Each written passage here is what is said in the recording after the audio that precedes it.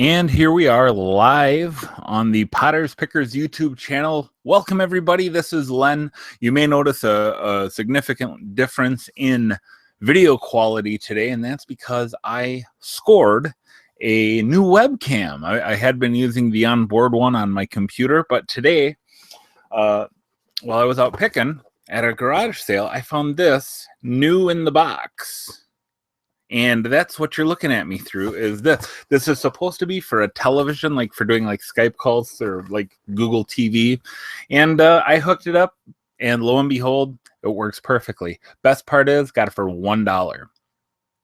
So that was pretty awesome. And happy Labor Day to everybody. I hope you had a great time at your barbecues and everything today. So let's get right down to brass tacks. What I'm here to talk to you about today is Bakelite.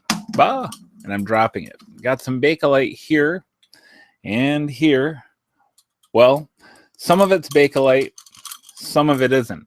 What I want to talk to you about is this, well, there's a few things. Is it something you should be on the lookout for? And when you find it, or when you think you found it, how do you test it in the field without carrying this around, or semi-chrome cream, or whatever that stuff is called, and having these with you and everything? So what I want to talk to you about today is how to field test it. When it's difficult. Okay, Bakelite is, I love this stuff. Okay, I love Bakelite because I think it's so cool. It's a really big piece of our history, because there was a time when like everything was made out of Bakelite. Our telephones, our jewelry,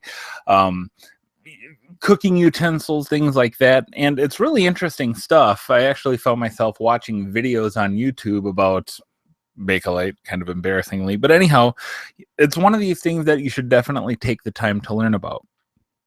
So I want to show you how I field test Bakelite. It's real easy. Now, there's the 409 test. There's the semi-chrome or semi-cream, whatever it's called, that cream that you can test in the field with. You can test in the field with it. Another way to test it is to heat up a pin and put a hot pin into it. But there's some basic things you want to look at, you guys. And so what I'm going to do right now is I'm going to bring my webcam down to my counter level here, so I can kind of show you some things that maybe you can look for when you're looking at Bakelite here. Now, I have some pieces here. Some of this is Bakelite, some of it is not. The question is, how can you tell? How can you tell if something is Bakelite? I have these like bangle bracelets and stuff. And there's some things you'll want to look for. One thing, I'll tell you right now, this right here in my hand is Bakelite. What you will see in something that is not Bakelite, inside of these, in the inside of the bracelet, is often you'll see seams from molding. And if you see no seams anywhere on the piece, inside, outside, vertical, horizontal, whatever, you have something of quality, but it isn't necessarily Bakelite. So that's one of the things that you want to be on the lookout for. Some other things that you want to look for is the sound. It's a very dense fennel plastic. It was popular because of its look, because of its many uses. It doesn't transfer heat. That's why it was often used on utensils and stuff like that. But it has a very specific sound to it. Okay, that plastic or lucite even doesn't have. But here's the way I test it, you guys. Open your hand and rub. Just rub this sucker till you start to feel your hand so hot you almost can't take it. And then give it a smell.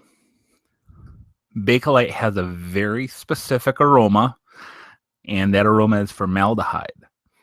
It's a phenol plastic. It has formaldehyde in it, and when you heat it up, you'll smell it. Okay, it has a very specific smell. Okay, you can also do the same thing by running it under hot water. However, if you're at a yard sale, you're probably not going to be able to get inside and run it under the sink to test it out. So the best way to score this stuff I've found is basically at garage sales and estate sales. At flea markets, oftentimes flea market vendors know exactly what they've got, and often they are overcharging for it big time. I pick up pieces like this at estate sales for anywhere between $1 and $5. I don't see it often, but it does seem to be something everybody's on the lookout for. So there's something that I want to show you. And because this is the thing, is this something that we as eBay buyers should be looking for? Should we even be looking for this stuff? I mean, it's cool, but can I make a buck on it? So I want to share screens with you here. So let me just bring my little webcam back up top here. And I'm going to go and share my screen with you and show you on eBay what we learn about Bakelite. So I'm just going to search Bakelite bracelets.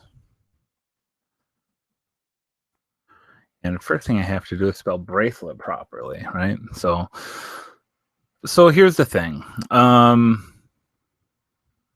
me go back into the Hangout. I should have prepared this ahead of time. Let me share my screen with you.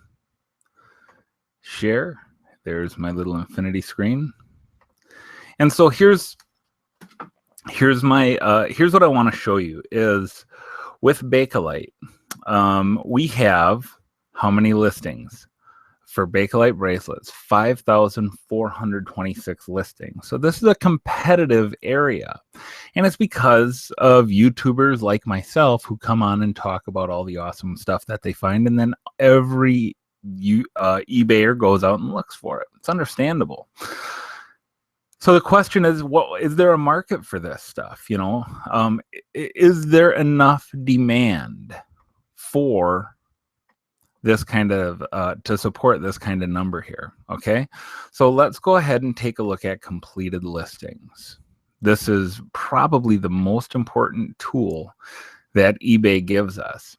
Now, as you know, anything that is priced where the price here is in black means it didn't sell.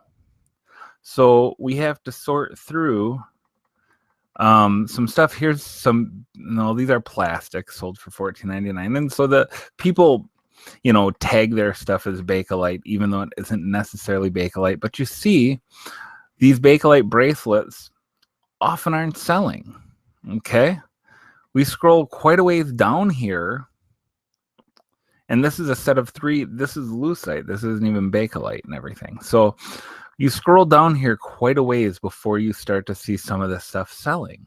Okay, and you see celluloid, you see lucite, you see plastics, bangle bracelets. Let's take a look at sold listings. See what stuff is selling for here. Again, very competitive market. Olive green, this is a pretty nice piece here. That's celluloid, $15. So what do you want your margins to be? Here's another butterscotch celluloid bangle bracelet. $15, $37, $30, $28, $29.80 for 5 Bakelite bracelets. So is this something you should even be on the lookout for anymore? I think so. I think so. And let me open, I'm going to stop sharing here now, guys. So I think this is something you can still be on the lookout for. And hopefully my camera comes back on here because I want to show you more stuff. Well, maybe what I'll just have to do here is switch to this camera. Sorry about that. So now I'm back to my laptop camera. Sorry about that. So what you have to recognize when you're doing lucite, or when you're doing Bakelite, rather, is that, oh, now my screen is frozen. Isn't this fantastic? All right. And hopefully, okay, we're unfrozen. Thanks for your patience there. So is Bakelite something you should even be on the lookout for? I think so. I think you should, because it's still good stuff. There are still people who collect it, and there's still some unique pieces out there. I have you probably saw it better earlier, but these two matching marble like orange and butterscotch colored bracelets that are awesome. I got those listed for $125 in my store, and I'm going to sit until I get that price. Now, then I have these two kind of very usual, very normal, plain Jane bracelets. And then I have this black one. And this is something, I bought this hoping it was Bakelite in the early days, and it wasn't. This is plastic. I tested it when I got it home. I field tested it. It didn't smell, but I was like, well, it kind of looks like it. It sort of feels like it. I kind of lied to myself. Bottom line is I got it for like $1. So I was like, well, it's worth a shot. It's junk costume jewelry. So if you're going to buy Bakelite, you may flip it really quick, but it's not one of those things I would count on getting flipped really quickly. So some things that you can do to help it sell quickly is to test it. So let me show you how to do that. I got the 409 and I got the little Q-tip here. Spray her down. And all I'm going to do is I'm going to take this. I'm just going to rub it on the inside. And there's something about 409 that causes some kind of a chemical reaction that will turn